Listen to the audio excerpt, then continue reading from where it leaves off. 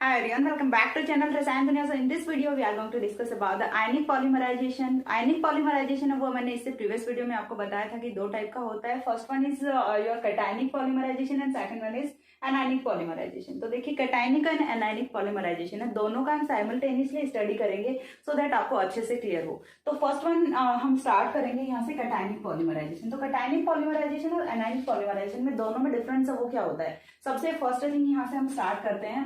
इससे पहले मैंने आपको फ्री रेडिकल पॉलीमराइजेशन कराया है. तो फ्री रेडिकल पॉलीमराइजेशन जैसा ही यहाँ पे हम डिस्कशन करने वाले हैं. वहां पे जो रिएक्शन इनिशिएटिंग पार्टिकल्स थे वो क्या थे, आपके फ्री रेडिकल्स थे. इन द सेम वे यदि हम बात करें कैटायनिक पॉलीमराइजेशन की, तो कैटायनिक पॉलीमराइजेशन में जो रिएक्शन इनिशिएटिंग पार्टिकल है वो क्या होता है, आपका कैटायन होगा. रिएक्शन इनिशिएटिंग पार्टिकल है वो क्या होगा, कैटायन होगा. और यदि हम बात करें एनायनिक में, तो यहां पे रिएक्शन इनिशिएटिंग पार्टिकल है वो क्या होगा, एनायन होगा.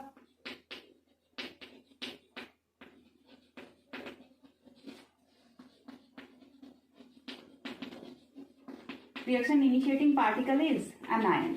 ओके, देखिए नाउ हम बात करते हैं सेकंड पॉइंट की. तो सेकंड पॉइंट है वो हमें कौन कौन से ऐसे रिएक्शन इनिशिएटिंग पार्टिकल्स है वो हम यूज कर सकते हैं. जैसे हमने फ्री रेडिकल में पेरोक्साइड यूज किया था, यहाँ पे हम क्या यूज कर सकते हैं, स्ट्रॉन्ग एसिड्स यूज कर सकते हैं.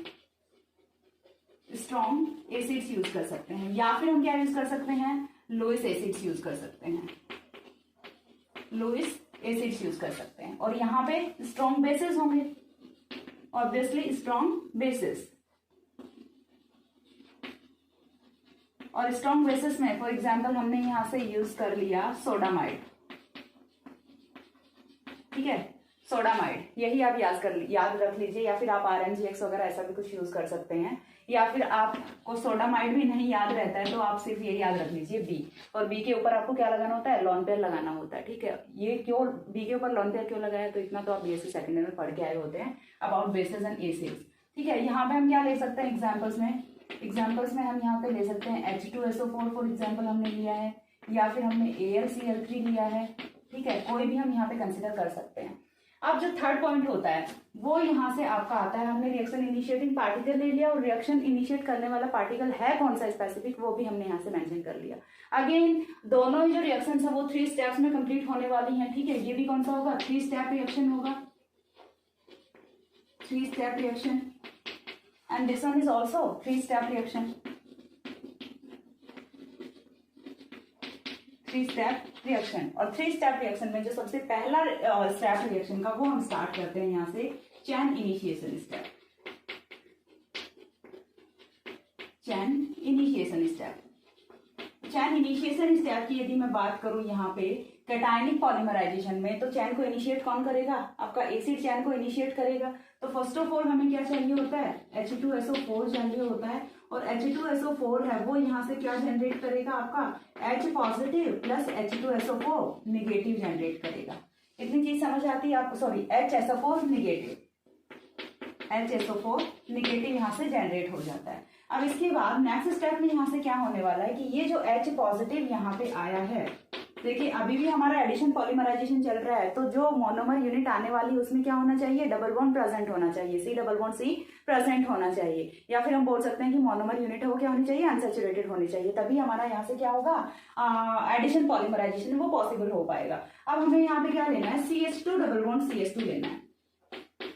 ठीक है, CH2 डबल बॉन्ड CH2 लेना है. लेकिन हम यहाँ पे खाली CH2 डबल बॉन्ड CH2 नहीं लेंगे like free radical mechanism.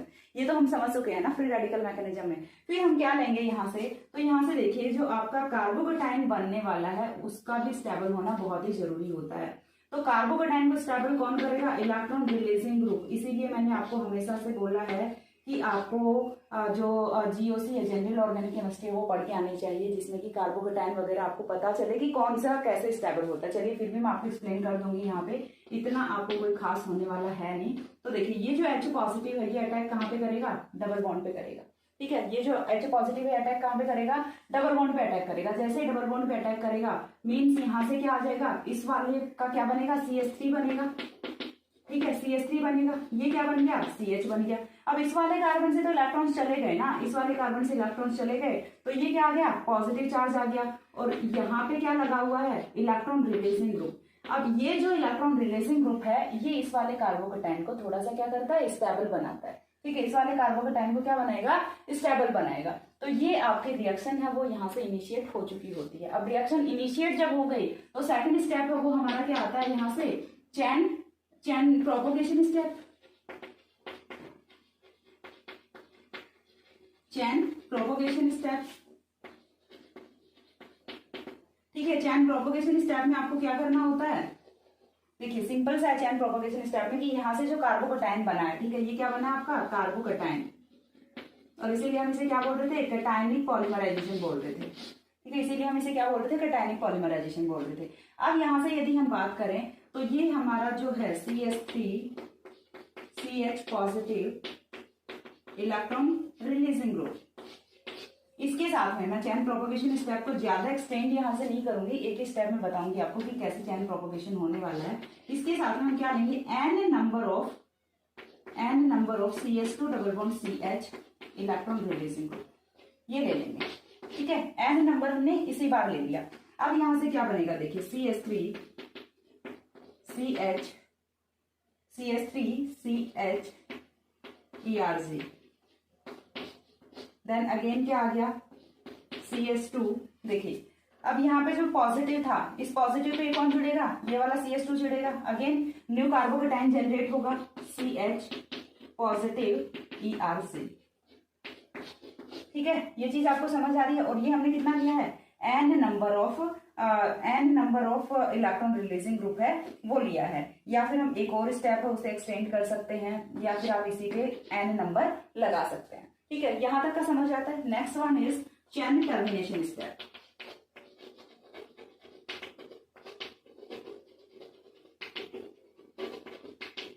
Chain termination step, ठीक है। चेन टर्मिनेशन स्टेप में हमें क्या करना होता है, इस वाले कार्बोकेटाइन को हमें सेटिस्फाई करना होता है। तो उससे पहले एक बार हम इतना एनायनिक पॉलीमराइजेशन और पढ़ते हैं, उसके बाद इसका चेन टर्मिनेशन स्टेप मैं दोनों का साथ में बताती हूँ कि कैसे दोनों में डिफरेंस होता है, चेन को टर्मिनेट कैसे करते हैं। चेन इनिशिएशन स्टेप मैंने आपको इसका बताया, चेन टर्मिनेशन स्टेप आपको दोनों का साथ में बताते हैं जिससे कि आपको और अच्छे से क्लियर हो। अब देखिए यहाँ से जो फर्स्ट स्टेप है वो क्या आएगा आपका, chain initiation step. Chain initiation step में यहां से आपको क्या लेना है, बेस लेना है। ठीक है, तो या तो आप बेस ले लो डायरेक्ट, या फिर जैसे हम सोडामाइड यूज कर लेते हैं। ठीक है, तो फॉर एग्जांपल मैंने यहाँ से यूज किया है NaNH2। NaNH2 है, ये ब्रेकडाउन किस में होगा, Na positive plus NH2 negative में होगा। ठीक है, चीज समझ आ रही है इतनी, प्लस NH2 निगेटिव में होगा। अब यहाँ से ये आपका फर्स्ट स्टेप होने वाला है। अब ये जो NH2 निगेटिव यहाँ से बना है, ठीक है, NH2 निगेटिव यहां से बना है, ये रिएक्ट किसके साथ में करेगा, अगेन वही अनसैचुरेटेड यूनिट के साथ में रिएक्ट करेगा। बट ये जो अनसैचुरेटेड यूनिट आपकी बन रही है, इस पे क्या होगा, इस बार इलेक्ट्रॉन विड्रॉइंग ग्रुप होगा। देखिए दोनों में डिफरेंस आपको समझ आ रहा है, क्यों होगा इलेक्ट्रॉन विड्रॉइंग ग्रुप, क्योंकि देखिए जैसे हमने कार्बोकेटाइन की बात की, तो कार्बोकेटाइन है वो क्या होता है, इलेक्ट्रॉन डेफिशिएंट स्पीशीज होती है, जिसपे कि इलेक्ट्रॉन्स की कमी होती है। तो इलेक्ट्रॉन्स की कमी जहां पे है तो वहां पे कोई इलेक्ट्रॉन देने वाला चाहिए ना कि और ज्यादा इलेक्ट्रॉन्स को विड्रॉ करने वाला। यदि यहाँ पे हम कोई इलेक्ट्रॉन विड्रॉइंग ग्रुप लगाते हैं तो वो और ज्यादा इलेक्ट्रॉन्स को खींचेगा, और इस वाले कार्बन पे तो ऑलरेडी इलेक्ट्रॉन्स है ही नहीं ना। इन द सेम वे यदि हम बात करें तो ये तो देखिए यहाँ पे इलेक्ट्रॉन्स को डोनेट करने वाला है, इलेक्ट्रॉन्स को डोनेट करेगा तो न्यू कार्ब एनायन को जनरेट करेगा। ठीक है, तो यहां से क्या बनेगा, NH2 CH2। अब जैसे ये वाले इलेक्ट्रॉन्स को यहाँ पे देगा तो ये वाले इलेक्ट्रॉन्स कहाँ पे आएंगे, इस वाले CH पे आएंगे, और CH पे यदि इलेक्ट्रॉन्स आएंगे, इलेक्ट्रॉन डेंसिटी इंक्रीज होगी in the form of negative charge. और जैसे ही in the form of negative charge यदि इलेक्ट्रॉन डेंसिटी इंक्रीज हो रही है तो यहाँ पे क्या करेगा, ये वाला इलेक्ट्रॉन विड्रॉइंग ग्रुप है, इलेक्ट्रॉन्स को खींच के थोड़ा सा नेगेटिव चार्ज को बैलेंस करेगा। एंड ओवरऑल यदि हम बात करें तो ऑलवेज जो न्यूट्रल कंपाउंड्स है, जो न्यूट्रल मॉलिक्यूल्स होते हैं वही स्टेबल होते हैं, ना ही तो कैटायनिक स्टेबल होते हैं ना ही एनायनिक स्टेबल होते हैं। तो कोई भी कंपाउंड हो किधर आना चाहेगा, स्टेबिलिटी की तरफ आना चाहेगा। ये इलेक्ट्रॉन्स को गेन करके स्टेबिलिटी की तरफ आना चाहेंगे, ये इलेक्ट्रॉन्स को लूज करके स्टेबिलिटी की तरफ आना चाहेंगे। चाहिए हर किसी को स्टेबिलिटी। तो चीज समझ आ रही है, इसीलिए यहाँ पे हम इलेक्ट्रॉन विड्रॉइंग ग्रुप को कंसिडर करते हैं और यहाँ पे हम इलेक्ट्रॉन रिलीजिंग ग्रुप को कंसिडर करते हैं। यहाँ पे रिएक्शन है वो इनिशिएट हो चुकी है। सेकंड है वो आपका क्या होता है, chain propagation. Chain propagation step. तो चेन प्रोपगेशन स्टेप में हमें क्या करना होता है, देखिए चैन प्रोपोगेशन स्टेप में जो हमारा चैन इनिशिएशन स्टेप में बना है कार्ब एनायन, उसका हमें क्या करना है, ये यहाँ से क्या बना है, कार्ब एनायन बना है,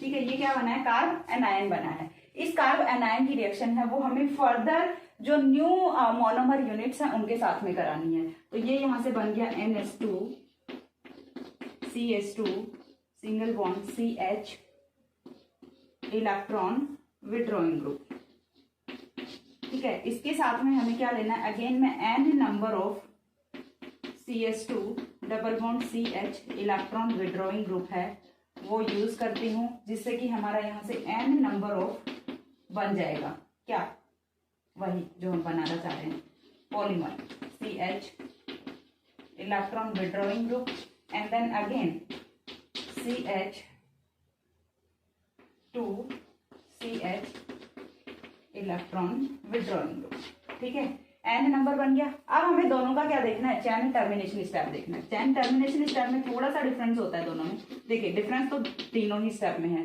ठीक है, लेकिन तीनों हैं वो थोड़ा थोड़ा यहाँ से जस्ट ऑपोजिट हैं, तो आपको इसीलिए मैंने साथ में कराया है सो दैट आप डिफरेंशिएट करके अच्छे से समझ पाए। तो चैन टर्मिनेशन स्टेप में क्या होता है देखिए, तो देखिए चैन टर्मिनेशन स्टेप में हमें यहाँ से क्या करना है, फर्स्ट ऑफ ऑल यहाँ पे हमारा कार्बोकटाइन है, तो कार्बोकटाइन है तो इसे सेटिस्फाई हम कैसे करें कि यहाँ से हमने जो स्टार्टिंग में H पॉजिटिव यूज किया था उसी H पॉजिटिव को हम क्या कर दें, टर्मिनेट कर दें। तो यहाँ से हम क्या करेंगे, H पॉजिटिव का टर्मिनेशन करेंगे। कैसे करेंगे कि जो हमारा चैन प्रोपोगेशन स्टेप में जो हमारा कंपाउंड बना हुआ है CH3CHERG,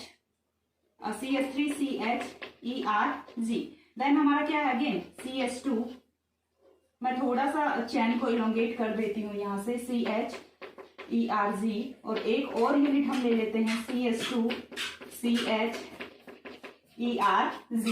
तो देखिए यहाँ से हमें क्या करना है, इसे मैं n नंबर है वो दे देती हूँ। इसके बाद यहाँ पे हमारा कार्बोकटाइन है, यहाँ पे हमारा कार्बोकटाइन बना हुआ है, इस कार्बोकटाइन में से हमें क्या करना है, -H पॉजिटिव करना है।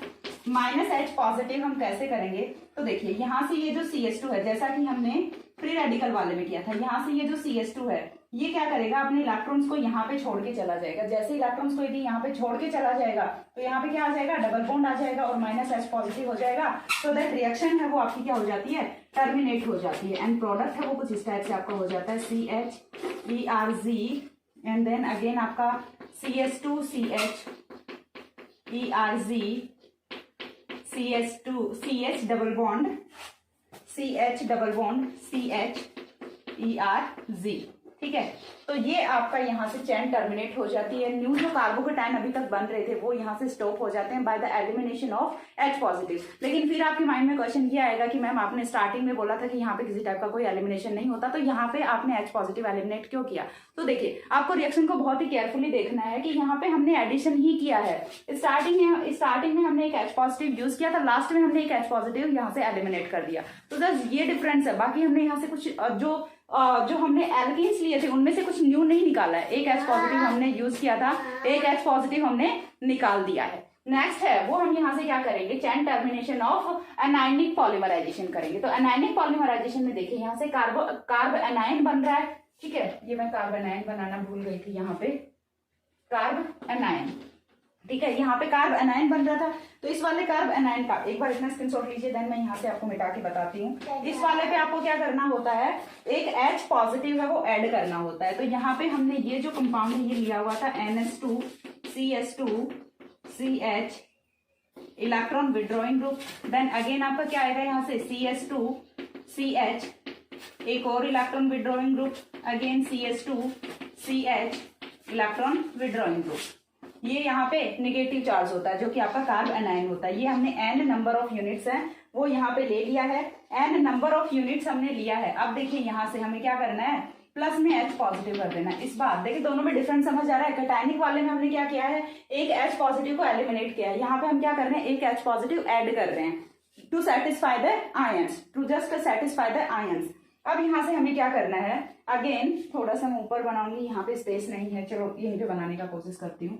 NH2 CH2 CH EWC electron withdrawing group, again CH2 CH EWC again CH2CHEWZ, और ये भी क्या हो गया, CH2 हो गया इस बार। क्यों? क्योंकि हमने इस पे एक H पॉजिटिव ऐड कर दिया टू सेटिस्फाई द एनाइन, और इसे हम दे देते हैं N नंबर।